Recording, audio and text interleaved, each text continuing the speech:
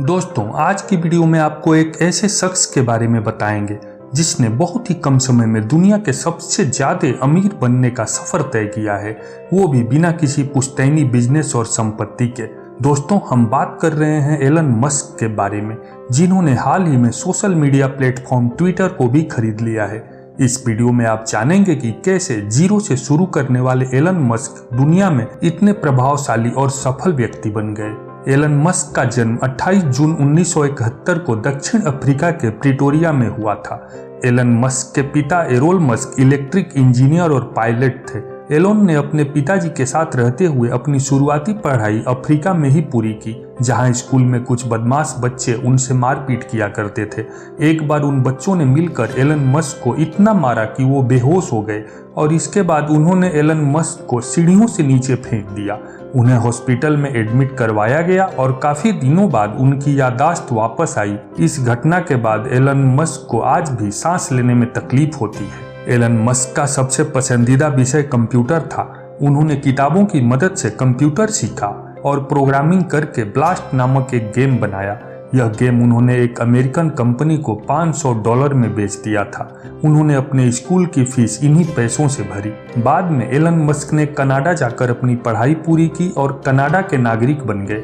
वहां पर university of Pennsylvania में बीए की डिग्री प्राप्त कर ली और वार्टन स्कूल ऑफ बिजनेस से इकोनॉमिक्स की डिग्री भी प्राप्त की। उन्होंने अपनी पढ़ाई को केवल पढ़ाई तक ही सीमित नहीं रखा, बल्कि उसे अपने व्यवहारिक जीवन में भी उतारा। 1995 में एलन मस्क ने फिजिक्स में पीएचडी करने के लिए अमेरिका की स्टैनफोर्ड यूनिवर्सिटी में एडमिशन ले लिया। एलन जब अमेरिका आए तब वह इंटरनेट से रूबरू हुए और उन्होंने पीएचडी से 2 दिनों के बाद ही अपना एडमिशन वापस ले लिया और अपना पूरा ध्यान इंटरनेट की तरफ लगा दिया, क्योंकि उनकी दूरदर्शिता से उन्हें समझ में आ गया था कि भविष्य में इंटरनेट मानव जीवन को बहुत ज्यादा प्रभावित करने वाला है। वास्तव में अमेरिका जाने के बाद एलन मस्क की किस्मत ही बदल गई।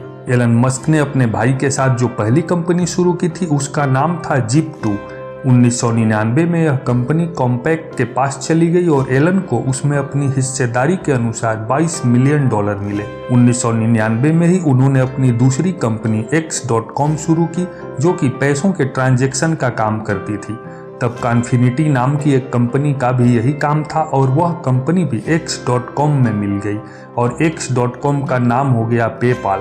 उसके बाद एलन मस्क और पेपॉल के बोर्ड सदस्यों में अनबन के चलते उन्होंने पेपॉल को बेचने का मन बनाया।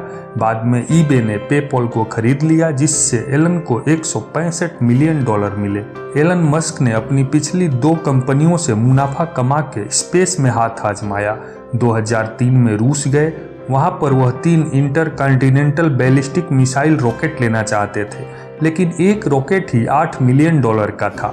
उन्होंने इरादा बदला और वापस आ गए और रॉकेट साइंस पढ़ने लगे और 1 साल बाद उन्होंने अपना खुद का रॉकेट तैयार किया। उसके बाद उन्होंने SpaceX नामक कंपनी का निर्माण कर डाला, लेकिन इसमें उनका पहला, दूसरा और तीसरा प्रयास फेल रहा। लेकिन उन्होंने हार नहीं मानी और एक बार फिर उन्हीं पार्ट्स और अन्य नए पार्ट्स की मदद से रॉकेट तैयार किया। इस बार उन्हें सफलता मिली और उन्होंने बहुत कम लागत में रॉकेट तैयार किया और उसे अंतरिक्ष तक पहुंचाया। आज एलन मस्क की SpaceX के बनाए रॉकेट नासा भी उपयोग करती है, क्योंकि ये बहुत ही कम लागत में रॉकेट को अंतरिक्ष तक पहुंचाते हैं। साल 2004 में Elon Musk electric car company Tesla में आए। उस समय यह कंपनी इलेक्ट्रिक वाहन बनाती थी, लेकिन उन पर लागत बहुत ज्यादा आती थी, इसलिए कारें मार्केट में बिकती नहीं थी। एलन मस्क ने इस कंपनी में बहुत ही सस्ती दरों में इलेक्ट्रिकल कारों का निर्माण करवाया और मार्केट में बहुत तेजी से यह कारें बिकने लगी, जिससे टेस्ला आज इतनी बड़ी कंपनी है कि पूरे विश्व में इनकी बनाई हुई कारें जाती हैं और अब तो ड्राइवर रहित कारें भी टेस्ला बना रही है। 2006 में एलन ने अपने चचेरे भाई की कंपनी सोलर सिटी में निवेश किया और कुछ ही समय में यह अमेरिका की दूसरी बड़ी सोलर कंपनी बन गई। 2013 में इस कंपनी को एलन मस्क ने टेस्ला में विलय किया और आज सोलर सिटी और टेस्ला मिलकर नई टेक्नोलॉजी के साथ बहुत अच्छी गाड़ियां बना रहे हैं। एलन मस्क की अन्य कंपनियों में हाइपरलूम, ओपेनआई, न्यूरालिंक और दी बोरिंग कंपनी प्रमुख है। जानकारी अच्छी लगी हो तो वीडियो को लाइक, शेयर करें और चैनल को सब्सक्राइब करके घंटा भी बजा दें, क्योंकि मैं इसी तरह की ज्ञानवर्धक वीडियो आपके लिए बनाता रहता हूं।